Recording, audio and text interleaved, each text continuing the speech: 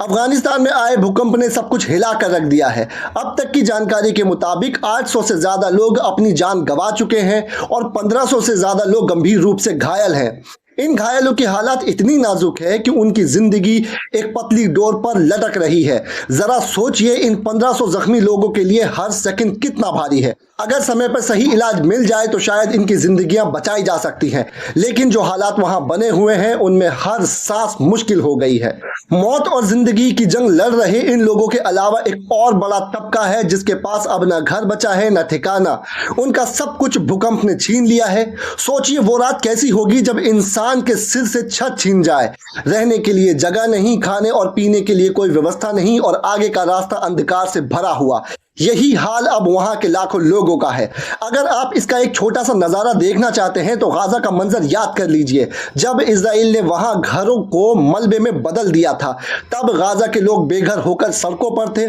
फर्क सिर्फ इतना है कि वहां छोटे मोटे मददगार संगठन किसी न किसी तरह खाने पीने की चीजें पहुंचा देते थे, लेकिन अफगानिस्तान में इतनी जल्दी कौन पहुंचेगा? और वहां के हालात ऐसे नहीं है कि सरकार अपनी जनता को तुरंत राहत दे सके।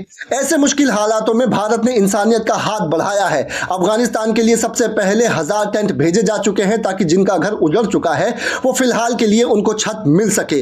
इसके साथ 15 टन खाना भी भेजा गया है।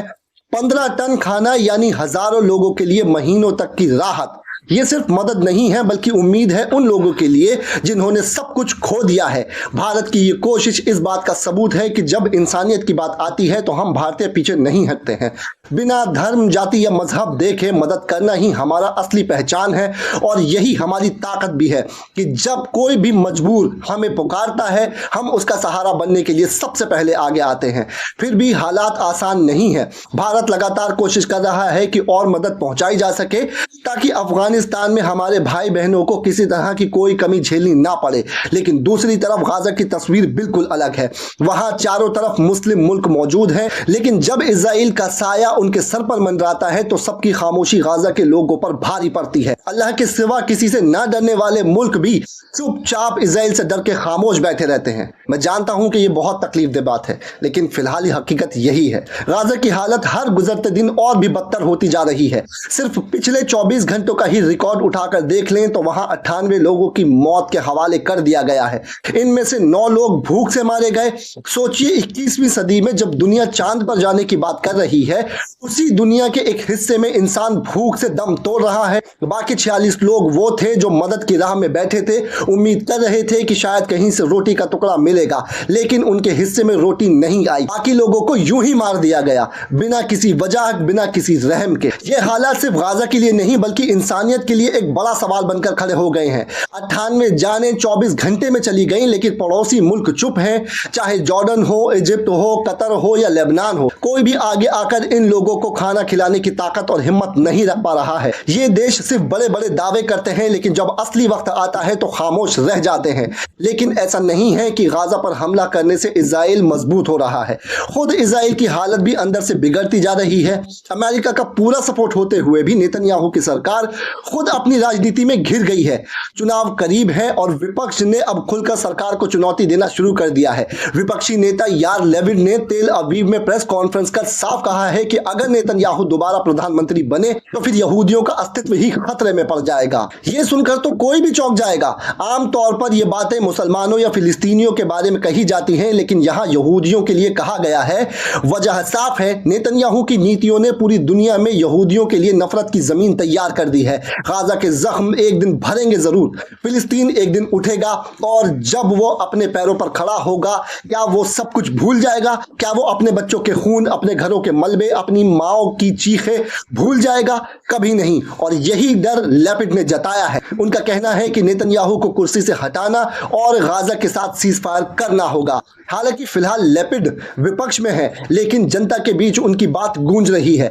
आने वाले वक्त में जब वो सत्ता में आएंगे तो हालात बदल सकते हैं। इसी बीच एक और खबर ने इजराइल की राजनीति को हिला दिया है। हमास के पूर्व नेता इस्माइल हानिया, जिनका नाम पूरी दुनिया जानती है, उनके रिश्तेदारों ने इजराइल के अंदर ही मकान खरीद लिया। यह खबर जैसे ही सामने आई सब हैरान रह गए। अब सवाल यह है कि क्या इजराइल की खुफिया एजेंसियों को इसकी भनक तक नहीं लगी?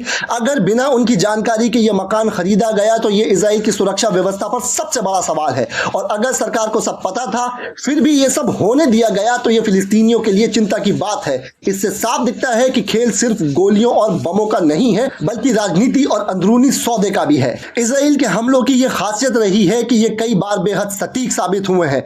बड़े बड़े नेताओं को इन हमलों में निशाना बनाया गया है।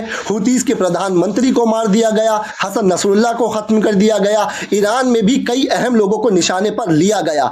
ऐसे हालात में एक बड़ा सवाल खड़ा होता है कि आखिर ये जानकारी मिलती कहां से है? क्या कोई अंदर का गद्दार है जो सारी खबरें इजराइल तक पहुंचाता है? अब जरा सोचिए कि जब हमास का एक नेता इजराइल के अंदर ही मकान खरीद ले तो इससे शक और गहरा जाता है। कहीं ना कहीं से दोनों के बीच कोई ना कोई रिश्ता मौजूद है।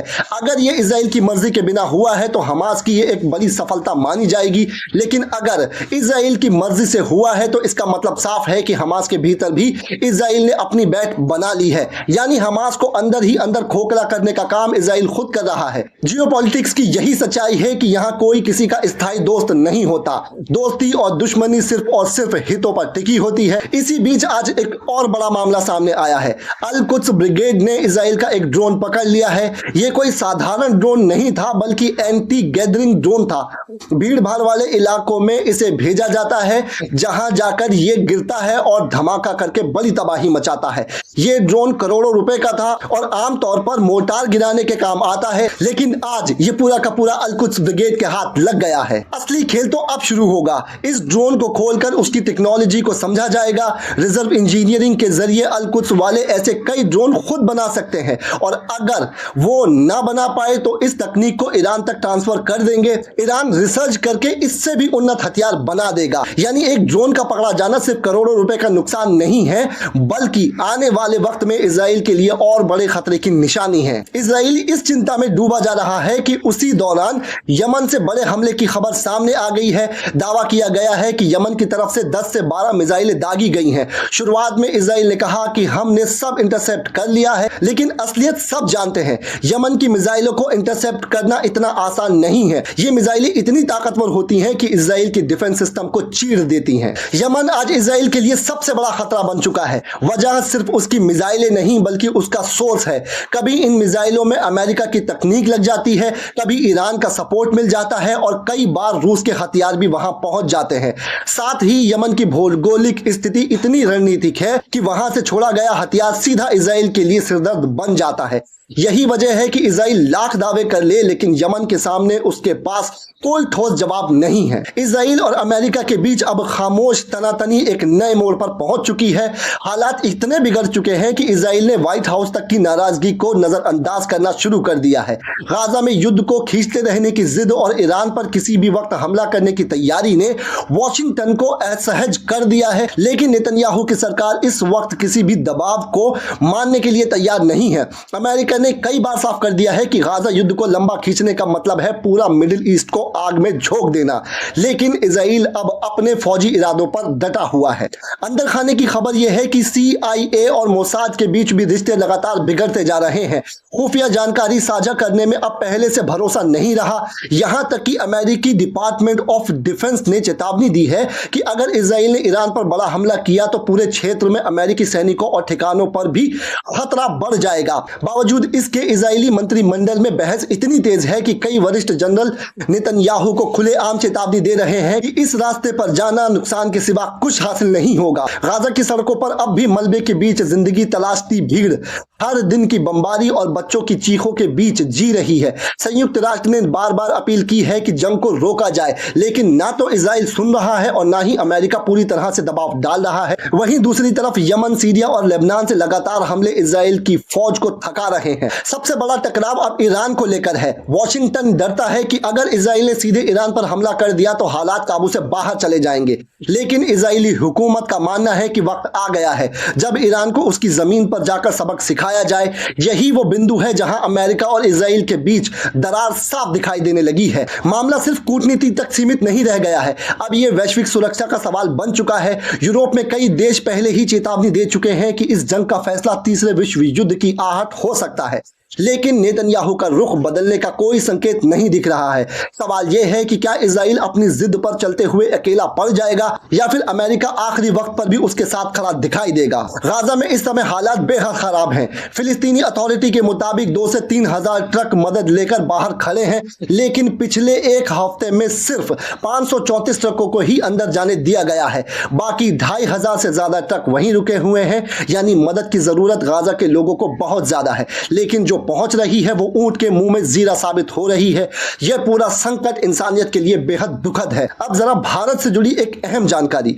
अक्सर लोग ये मान लेते हैं कि भारत पर जो टैरिफ लगाया गया है वो किसी एक पार्टी या नेता की वजह से हुआ है, लेकिन सच्चाई इससे कहीं गहरी है। असल वजह है अमेरिकी राजनीति और डोनाल्ड ट्रंप की महत्वाकांक्षाएं हैं।